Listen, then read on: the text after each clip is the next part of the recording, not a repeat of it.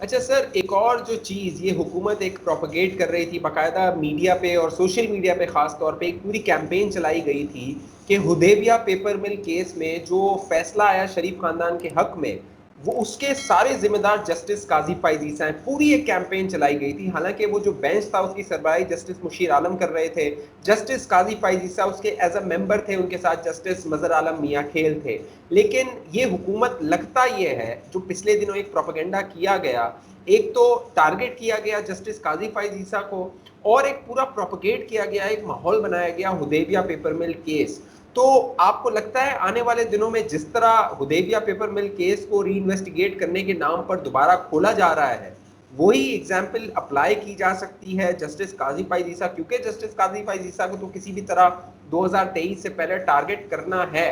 تو یہ معاملہ ہو سکتا ہے نیئر فیوچر؟ دیکھیں، پہلی بات تو ہے کہ جسٹس قاضی فائز عیسیٰ تو سپریم کورٹ کے ایک جج تھے جنہوں نے آتھر کی تھی ایک ججمنٹ جو کہ اپیل میں تھی. وہ آلریڈی لاہور ہائی کورٹ پوش کر چکا تھا. تو یہ کہنا کہ قاضی فائز عیسیٰ نے یہ کیا ہے، تو یہ بات تو میرا نہیں خیال کہ ایکوریٹ ہے. اور دوسری بات یہ ہے کہ لگ یہ رہا ہے کہ ایک کیمپین ہے جو کہ قاضی فائز عیسیٰ کو متنازع بنا کے نون لیگ کا جج دکھانا چاہ رہی ہے، تاکہ کل کو جب الیکشن ہو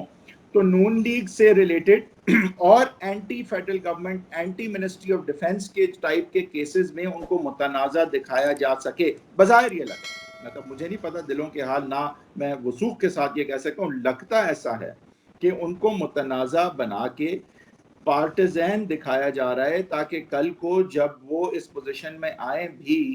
تو وہ ایسے مقدمات کی جب سماعت کرنے بیٹھیں تو یہ اعتراض اٹھایا جا سکے کہ نہیں، آپ کنفلکٹڈ ہیں، یہاں پہ آپ انٹرسٹڈ پارٹی ہیں. تو یہ آج سے معاملات جو ہیں وہ اس طرف لے جائے جا رہے ہیں کہ ان کو دکھایا جائے کہ یہ پرو نون لیگ اور اینٹی پی ٹی آئی اور اینٹی فیڈرل گورنمنٹ جنہوں نے ریفرنس بھیجا اور اینٹی اسٹیبلشمنٹ اس حد تک ہیں کہ ان کے کیسز اب سننے کے اہل نہیں رہے. یہ نظر آ رہا ہے کہ کچھ ایفرٹ ہے یہاں پہ. اور ملائن قاضی صاحب کے کی آڑ میں پوری جوڈیشری کو اب کیا جا رہا ہے، جو کہ میرے خیال سے بیک فائر کر جائے گا. پہلے بھی آپ نے دیکھا کہ جب آپ ایک پینٹ برش سے جو ہے سب جوڈیشری کو ایک طرح پینٹ کرنے کی کوشش کرتے ہیں ایک جج کو ایگزامپل بنا کے، تو وہاں جوڈیشری جو ہے وہ اس طرح کی بات سمجھ جاتی ہے کہ یہ بدنیتی پر مبنی ہے. اور دونوں دفعہ اور موسٹ سگنیفیکنٹلی سیکنڈ راؤنڈ میں کوش جو کیا، ریویو الاؤ کر کے ایف بی آر کے پاس بھیجنے کا عمل بھی ختم کیا، جو ایک دروازہ کھلا تھا وہ بھی بند کر دیا. تو وہاں پہ نظر یہی آتا ہے کہ جج صاحبان ایسی بات کو کامیاب اور اپنے خلاف نہیں ہونے دیں گے. اور دیکھیں، جو طریقہ کار عموماً رہے ہیں ججز کے حوالے سے، وہ ریفرنس ویسے بھی نہیں ہوتے. ریفرنسز تو آپ دیکھیں نا کہ جب Musharraf chief of army staff تھے اس وقت بھی 13-0 افتخار چودھری صاحب کے حق میں کوشمنٹ کا فیصلہ آیا تھا. تو جس نے بھی یہ روٹ لیا بدنیتی پر مبنی لیا، لیکن جس نے بھی لیا یہ دانش مندانہ بھی نہیں تھا. مطلب یہ حماقت تھی. یہ طریقہ ایون اگر ہم غلط طریقوں کی فہرست میں چلے جائیں تو یہ طریقہ جو ہے وہ نامناسب ہی نہیں ہے، غیر قانونی ہی نہیں ہے، یہ حماقت اور بیوقوفی پر مبنی ہے. اور اب جو ہتھ کنڈے ہمیں نظر آ رہے ہیں وہ پرانے والے، اب وہ جو ہیں وہ والے ہتھ کنڈے جو ہم نے دیکھے ہیں. اور قاضی صاحب جو ہیں وہ تھوڑی سی مختلف طبیعت کے حامل ہیں، اور جوڈیشری نے ابھی ایک سٹینڈ بھی لیا ہے، بے شک کہ سپلٹ ڈیسیجن تھا لیکن بائی میجورٹی. تو میرا نہیں خیال کہ یہ پروپیگنڈا جو ہے یہ بہت آگے تک جائے گا. لیکن یہ ذہن میں بات رہے کہ، اور یہ امپورٹنٹ بات ہے عدنان صاحب، کہ اگلا الیکشن میرے خیال سے غالباً اکتوبر 2023 میں ہونا ہے، اور قاضی صاحب جو ہیں وہ چیف جسٹس بنتے ہیں آئی تھنک سپٹمبر 2023 میں. تو الیکشن اگر 6 ماہ پہلے کروا دیا جائے گا تو الیکشن ڈسپیوٹ بھی لارجلی ختم ہو چکے ہوں گے جب تک قاضی صاحب بنتے ہیں چیف جسٹس. تو یہ بھی ایک آپشن حکومت کے پاس ہے جو کہ وہ بڑی آرام سے ایکسرسائز کر سکتے ہیں، کیونکہ الیکشنز کو تھوڑا پہلے تو کروایا جا سکتا ہے. تو ابھی ہم بہت ساری چیزیں دیکھیں گے کہ جن کو استعمال کیا جائے گا، جن کے پیچھے نیت تو ہر دفعہ ہی میرے خیال سے غلط ہی ہوگی، لیکن کچھ چیزیں وہ کر پائیں گے کیونکہ قانون میں گنجائش ہے، اور کچھ چیزیں وہ دیکھیں گے کہ شاید وہ نہیں کر پاتے. لیکن ہم آگے ایک کانسٹیٹیوشنل کرائسس کی طرف نہ چلے جائیں، مجھے یہ ڈر ہے. کیونکہ جب آپ اس طرح ایک چیف جسٹس جو بننے والے ہیں ان کو اس طرح ٹیک آن کرتے ہیں، انہیں اتنا پارٹیزین دکھانے کی کوشش کرتے ہیں وغیرہ، تو کہیں نہ کہیں آپ کے ادارے سے بھی ٹکراؤ کے چانسز بڑھ جاتے ہیں. اور کانسٹیٹیوشنل کرائسس ہو جاتی ہے جہاں ادارے ٹکراؤ کی پوزیشن میں آ جائیں. آلریڈی ہماری پالیٹکس کمپلیٹلی جو ہے نا اس وقت جو ہے وہ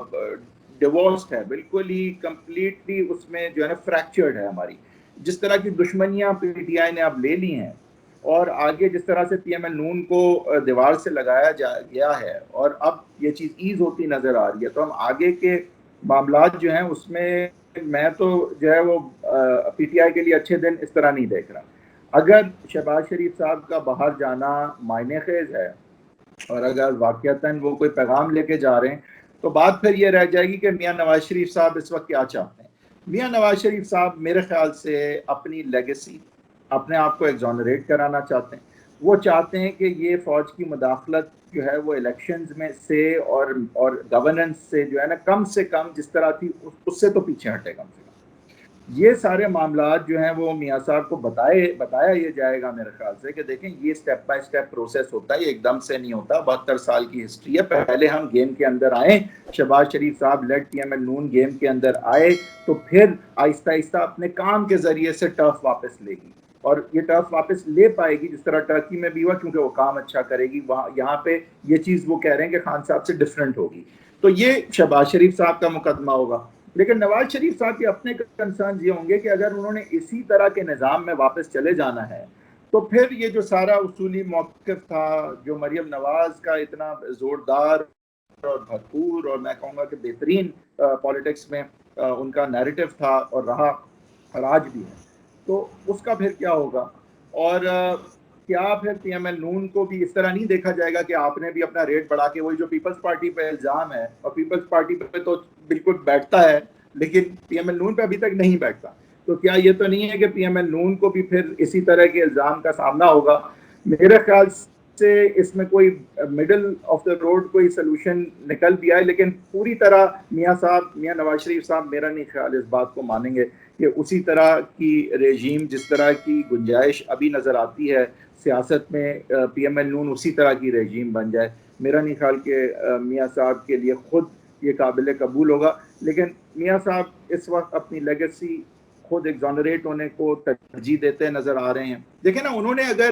محض سیاست کرنی ہوتی تو ان کے لیے تو بڑا آسان تھا, وہ شروع سے پہلے دن سے ہی باتیں مان جاتے. ان کے لیے تو پاور میں رہنا ہی کوئی مشکل نہیں تھا, ان کے لیے پاور میں واپس آنا کون سا مشکل. وہ تو باوجود اسٹیبلشمنٹ کے پاور میں آتے ہوئے نظر آتے ہیں, تو اسٹیبلشمنٹ سے اگر مفاہمت ہو جائے تو کیا مشکل ہے ان کے لیے.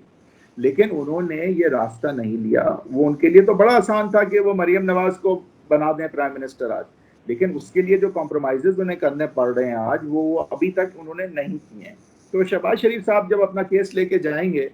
تو میاں صاحب میرے خیال سے اس کو سنیں گے ضرور, لیکن at the end of the day جس طرح شہباز شریف صاحب کا جس طرح کا ورلڈ ویو اور پولیٹیکل ویو ہے, میرا نہیں خیال کہ اس میں میاں محمد نواز شریف اور مریم نواز جو ہیں ان کی بقا یا ان کا نیریٹو کی بقا ہے, اور ان کی ایگزونریشن ہے جس طرح سے وہ چاہتے ہیں. ہو سکتا ہے کہ وہ کہیں نہ کہیں خان صاحب کو آؤٹ کرنے کے لیے تعاون کی حد تک جائیں, لیکن میرا نہیں خیال کہ وہ جس طرح کی بی ٹیمز والی آج کل سیاست اور ہائیبریڈ ریجیمز والی سیاست ہے, میرا نہیں خیال 1% بھی چانس ہے کہ میاں محمد نواز شریف صاحب اور مریم نواز جو ہیں وہ اس چیز پہ جو ہے وہ آمادہ ہو سکیں گے. چلیے, بہت شکریہ حیدر صاحب, آپ کے وقت کا بہت شکریہ.